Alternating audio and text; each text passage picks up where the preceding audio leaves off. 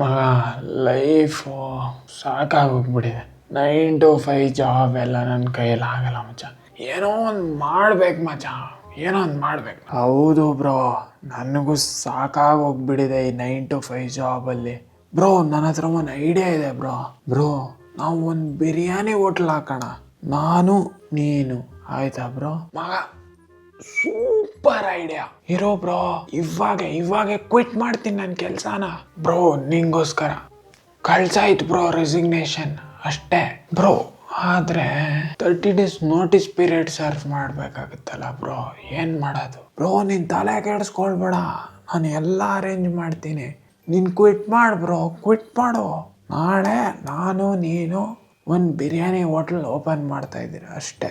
ನೀನ್ ತಲೆ ಕೆಡಿಸ್ಕೊಳ್ಬೇಡ, ನಾನಿದ್ದೀನಿ ಬ್ರೋ, ನಾನಿದ್ದೀನಿ. The next day. ಬ್ರೋ ಎದಳ್ ಬ್ರೋ, ನಾನು ಒಂದು ಲೊಕೇಶನ್ ನೋಡಿದ್ದೀನಿ ನಮ್ಮ ಬಿರಿಯಾನಿ ಹೋಟ್ಲ್ಗೆ. ಬಿರಿಯಾನಿ ಹೋಟ್ಲಾ ಬ್ರೋ? ನೆನ್ನೆ ತಾನೇ ಹೇಳ್ದೆ ಅಲ್ವ ಬ್ರೋ, ನಾನು ನೀನು ಬಿರಿಯಾನಿ ಹೋಟ್ಲ್ ಓಪನ್ ಮಾಡೋಣ. ಅದೇನೋ ನಾನು ಕುಡ್ದಾಗ ಹೇಳಿರ್ತೀನಿ ಬ್ರೋ, ಅದೆಲ್ಲ ಆಗದೆ ಇರೋ ಕೆಲಸ.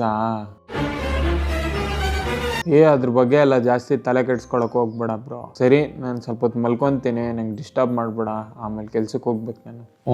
ನೋ, ಇವನ್ ಮಾತು ನಂಬ್ಕೊಂಡು ನಾನು ರಿಸೈನೇ ಮಾಡಿಬಿಟ್ಟೆ. ಇವಾಗ ಏನು ಮಾಡೋದು?